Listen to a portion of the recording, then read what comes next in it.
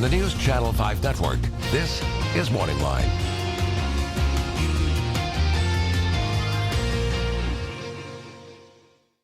Good morning, everyone. Thanks for joining us on MorningLine. Nick Barris here. It is Monday. I hope you had a good weekend, and we're starting off the work week with a great guest this morning. We're going to open up the phone lines. You can join in the conversation if you'd like. You can ask a question.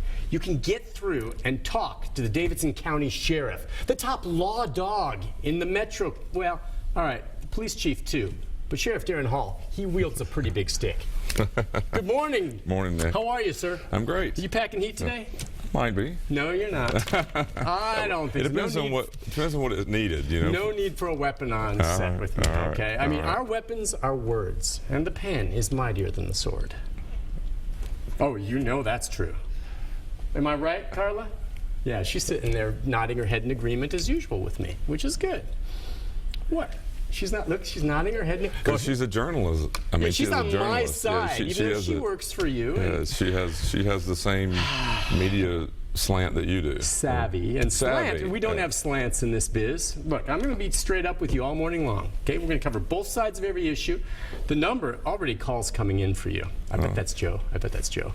737-7587 is the number if you want to join in the conversation. But really, the sheriff and I was looking forward to him coming on, as I typically do, for a broad range of reasons. But boy, I wanted to ask you, in your time as sheriff, how many years has it been now? Oh my gosh, 14. 14. Have you ever received threats personally to yourself, or ever had what you thought was maybe someone taking gunshots at your house or anything like that?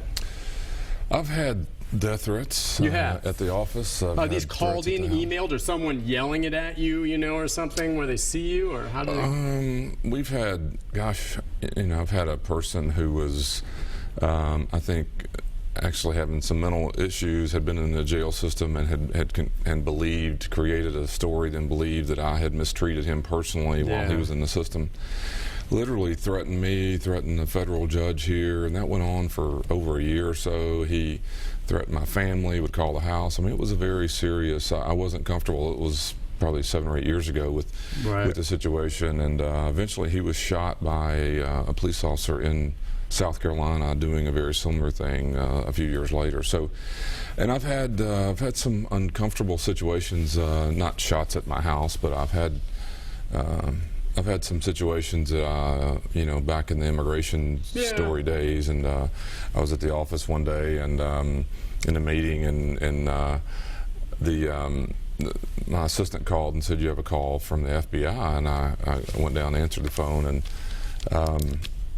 and the FBI out of Boston had received some information through the Fusion Center up in the Northeast, and literally laid out a pretty detailed, elaborate plot to go after certain people. But you know, I don't know. I trust the information. I'm not I'm not an alarmist. I don't really. And again, I haven't had anyone shooting at my house, but.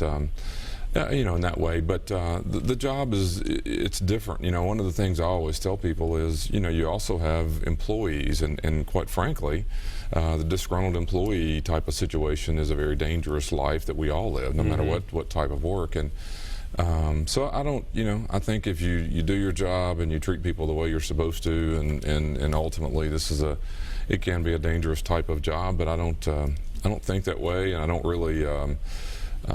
You know, like I said, the situations that I'm familiar with were basically because of what was going on. There was a very serious mental illness going on with this man, and he was a dangerous person because of all that. But I don't think it was because of my job per se. I mean, he kind of created it due to his illness. The immigration situation was very controversial nationally, and there's a lot going on with that. So he just didn't know what to believe. But well, you take it all seriously, I'm sure, when it comes your way. But well, by the way, journalists, I've had threats before, and others in this newsroom have had threats for a variety of reasons. But the reason I brought it up, I mean, you heard last week one of the big stories was out of Rutherford County with Sheriff Robert Arnold reporting that it sounded as though someone had fired some shots out front of his home. They never found any rounds on the side of his house where they hit. So, you know, you could say, well, were they really targeting him? But it's kind of a real coincidence. If someone's driving by right in front, they find shell casings, and it appears as though they fired maybe into the air or over the house. But one thing, and you know, that's an embattled sheriff who's facing a lot of situations right now. But I was talking to him about you know, it's wrong to shoot up anyone's house. Mine, Carla's, yours.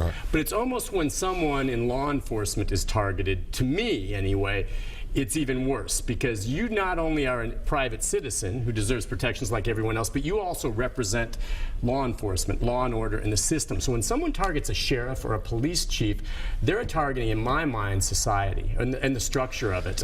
Where, I don't know, is it a more serious crime? They would face the same charges if they got caught for shooting up your house as mine, wouldn't they? Or would it be, is there an enhancement for targeting a law enforcement officer? There is. Okay, which there should be. A public official is a term used, and there's a level of and I'm not so sure, and like I said, in the case you're talking about, I don't know whether they would have prosecuted under that statute. It has to do with a public official being threatened and being harmed. There's a reason why that's worse in my mind, you know? Yeah, I mean, and this is just mine too. I mean, I think if an officer in the streets has made an arrest and then there's retaliation for that arrest, I mean, you know, and that happens sometimes, obviously, where, you know, let's say a drug deal or some other situation, and maybe that officer is subjected to some sort of threats or maybe even some violence. That's one thing. I think if the head of the agency is done that way, unless it's something I don't know, it feels like you're targeting the profession. I mean, the situation. I just can't, because I don't know Robert Arnold's situation exactly, but I don't think he's out making arrests himself. I don't think that's the case, just because of the size of the organization, and he has people doing that. And so it's hard for me to make a crime that the individual who was arrested and committed, you know, convicted of a crime would then take it out on the person who ran the organization versus the detective or the person who prosecuted you. It just feels like, and again, and I'm just saying, so that, therefore, if someone's shooting at the house of the sheriff or the police chief, it doesn't feel like that's a personal thing. It's more of a attack on the position. Right, because truly, if they wanted to hurt someone, I was out there, if they really wanted to shoot the house, and his 2 small children and his wife was in the house, I mean, you'd be hard-pressed to miss that house. I mean, you or I easily, if you're a lousy shot even, it's 20 yards and it's right in front of you there. Boom, no problem.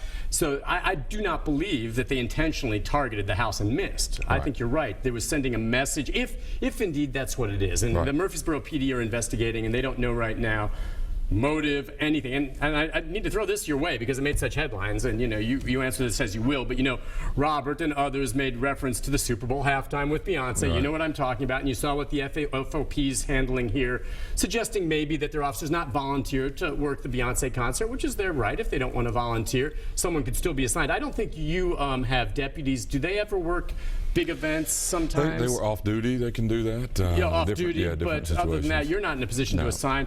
Well, I'm just wondering what you thought of that whole, because there's 2 sides of this. A lot of people thought, well, that Super Bowl performance was a bold political statement supporting Black Lives Matter. Others say it was, putting the Black Panthers out there and the whole idea of violence against police. There's a real controversy there.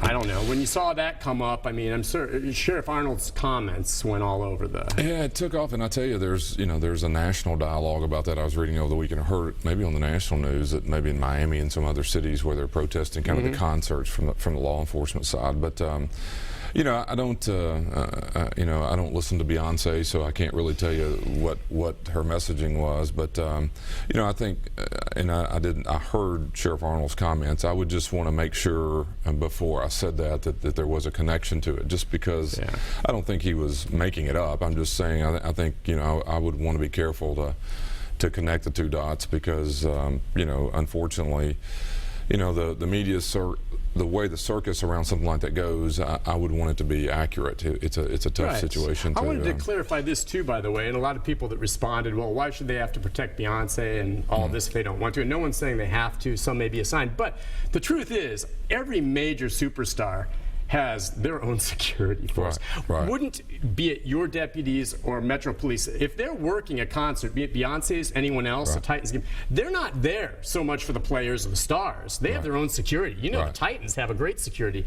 It's more protection of the public, traffic control, crowd control. Am I right? It's more, you guys are there for the public, not the super. Now, if a superstar's attacking, you can intervene, sure, but they have their own security, separate. Yeah, and to make arrest or whatever you need to do when the public are acting out or doing something wrong, that they're not gonna. I mean, I compare it to a judge here in town. They have court officers that work directly for the judge. They protect the judge, and everything else is.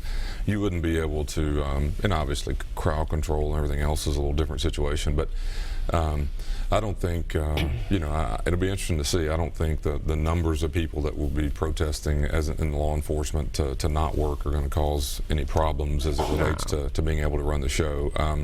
It'll be interesting to see. I mean, like I said, I saw the Super Bowl, but I didn't pay attention to the halftime or any of that. At that point, I was in the kitchen getting the pizza rolls out. Yeah. Okay, I was having pizza. I don't even know if I knew Beyonce was going to be in halftime. Oh yeah, she was there. Coldplay. It was a big show. But yeah, that came out of it. So anyway, that was kind of a hullabaloo. But I can say this: Beyonce's show will be sold out here. No, sure. It's going to sell out, and security will be in place as it should, I suppose. Listen, on that note, we need to take a break. When we come back, the number 737-7587. If you want to join in the conversation, we got some calls already coming in. We got some lines open. Any questions you have for the sheriff, we'll take them right after this. Stay with us.